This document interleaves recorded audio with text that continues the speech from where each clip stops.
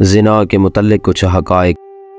अल्लाह पाक ने ज़ानी मर्द और ज़ानी औरत के लिए जो सज़ा मुकर्रर की और अल्लाह के नबी सल्लल्लाहु अलैहि वसल्लम ने ज़िना के मुतल्लिक़ क्या फ़रमाया। बिस्मिल्लाहिर्रहमानिर्रहीम। तमाम अहबाब को अस्सलामु अलैकुम। उम्मीद करता हूँ आप सब खैरियत से होंगे। अगर मर्द एक ऐसी औरत से सोबत यानी हम बिस्तरी करे जो उसकी बीवी नहीं है तो ये ज़िना कहलाता है। ज़रूरी नहीं कि उसके साथ सोने को ही ज़िना कहते हैं, बल्कि छूना भी ज़िना का एक हिस्सा है। किसी पराई औरत को देखना भी आँखों का ज़िना है। ज़िना को इस्लाम में एक बहुत बड़ा गुनाह शुमार किया गया है और इस्लाम ने ऐसा करने वालों की सज़ा दुनिया में ही रखी है। मरने के बाद अल्लाह उसकी सख्त सज़ा देंगे। ज़िना के बारे में कुछ हदीस और कुरान की आयत दी गई हैं। ज़िना करना कबीरा गुनाह है और अपने मुहर्रम से ज़िना करना और भी कबीह है।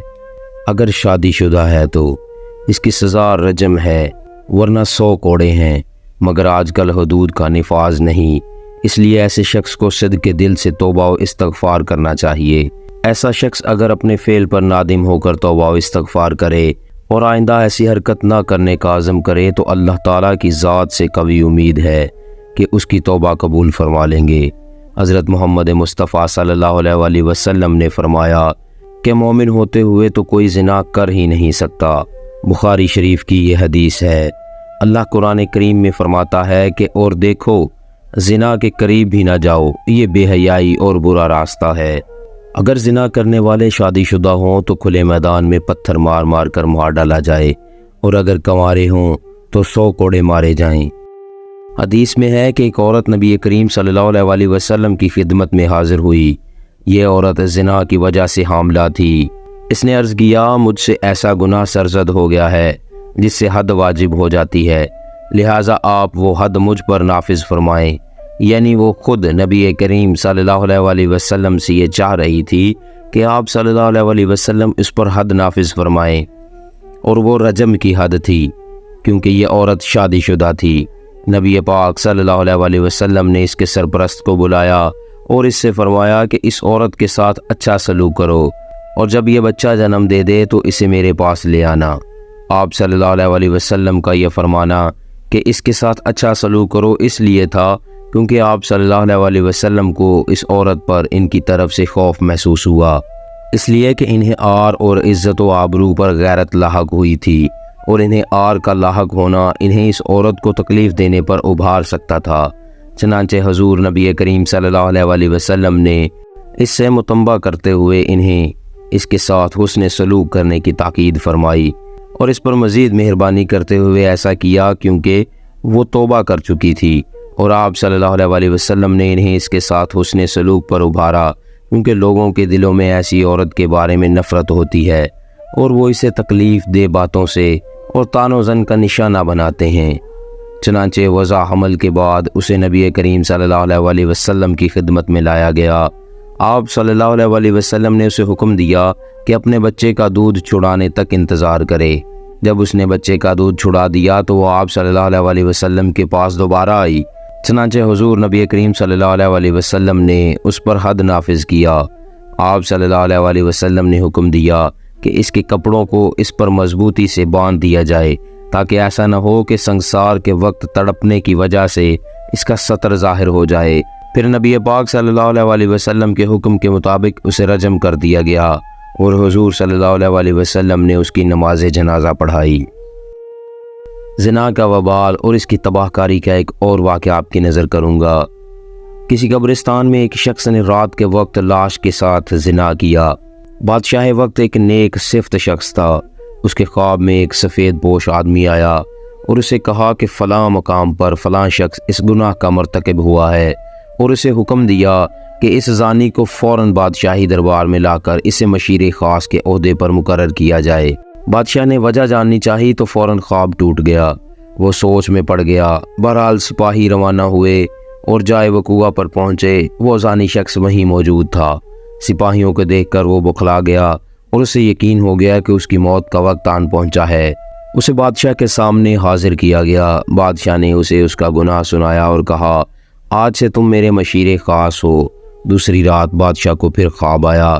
تو بادشاہ نے فوراً اس سفید پوش سے اس کی وجہ پوچھی کہ ایک زانی کے ساتھ ایسا کیوں کرنے کا کہا آپ نے؟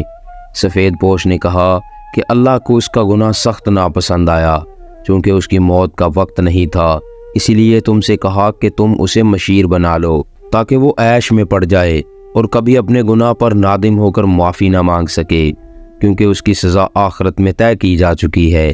مرتے دم تک وہ عیش میں غرق رہے گا، بلکہ خوش بھی ہوگا کہ جس گناہ پر اسے سزا دی جانی چاہیے تھی اس گناہ پر اسے اعلیٰ عہدہ مل گیا ہے۔ سو اسے عیاشی اور بار بار مواقع ملنا قدرت کا اس کو گمراہی میں ڈالے رکھنا مقصد تھا۔ اس سے ہمیں پتہ چلتا ہے کہ جب گناہوں پر آسانی ملنے لگے تو سمجھ لینا چاہیے کہ آخرت خراب ہو گئی ہے اور توبہ کے دروازے بند کر دیے گئے ہیں ہم پر۔ آپ یہ بھی دیکھیے کہ کیا آج ایسا نہیں ہو رہا؟ بار بار گناہوں کا موقع ملتا ہے ہمیں، اور کتنی آسانی سے ملتا ہے، اور کوئی پکڑ نہیں ہوتی۔ ہم خوش ہیں، عیش میں ہیں۔ کتنے ہی مرد و خواتین کتنی ہی بار گھٹیا فعل کے مرتکب ہوتے ہیں اور مرد و عورت اسے اپنی جیت کا نام دیتے ہیں، اور اگلی بار ایک نیا شکار ہاتھ میں ہوتا ہے۔ پہلی بار گناہ کرنے پر آپ کا دل زور زور سے دھڑکے گا، آپ کا دماغ غیر شعوری سگنل دے گا، جسم لاغر ہونے لگے گا، کانپنے لگے گا۔ یہ وہ وقت ہوگا جب ایمان جھنجھوڑ رہا ہوتا ہے، چلا رہا ہوتا ہے کہ دور ہٹو، باز رہو، مگر دوسری بار یہ شدت کم ہو جائے گی اور پھر آہستہ آہستہ یہ شدت ختم ہوتی جائے گی۔ پھر انسان مست رہتا ہے اور خوش بھی رہتا ہے، مگر افسوس کہ اوپر والا اس سے اپنا تعلق قطع کر لیتا ہے۔ گناہ کا راستہ ہمیشہ ہموار ہوگا اور آسان بھی، مگر یاد رکھیے سچ کا راستہ دشوار ہوتا ہے۔ اس میں بے شمار تکلیفیں ہوں گی، آزمائشیں، مصیبتیں ہوں گی۔ حیوان بننا آسان ہے، انسان بننا بہت مشکل۔ کسی زمین میں گندم خود بخود نہیں اگائی جاتی ہے، محنت کی جاتی ہے، خیال کیا جاتا ہے، حفاظت کی جاتی ہے، تب جا کے پھل ملتا ہے۔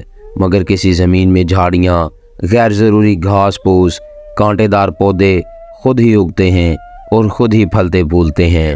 ان پہ کوئی محنت نہیں کرنی پڑتی، وہ خود ہی اگتی ہیں اور کچھ ہی دنوں میں پوری زمین کو لپیٹ میں لے کر اسے ناکارہ بنا دیتی ہیں۔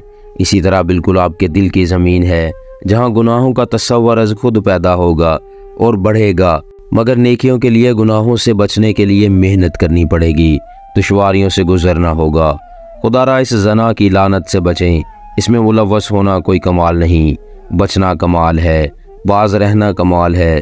سوچئے، نکلیے اس گناہ سے، کیونکہ حیا کا اٹھ جانا ایمان اٹھ جانے کی نشانی ہے اس بات کی کہ اندھیری قبر میں بہت برا ہونے والا ہے۔ خدا ہم سب کو ہدایت عطا فرمائے۔ امید کرتا ہوں آج کی ویڈیو آپ کو پسند آئی ہوگی۔ ویڈیو اچھی لگی ہو تو ایک لائک اور شیئر ضرور کر دیجئے گا، اور اپنی رائے کمنٹس کے ذریعے ضرور بتائیے گا۔ اللہ پاک میرا اور آپ کا حامی و ناصر ہو۔ اللہ حافظ۔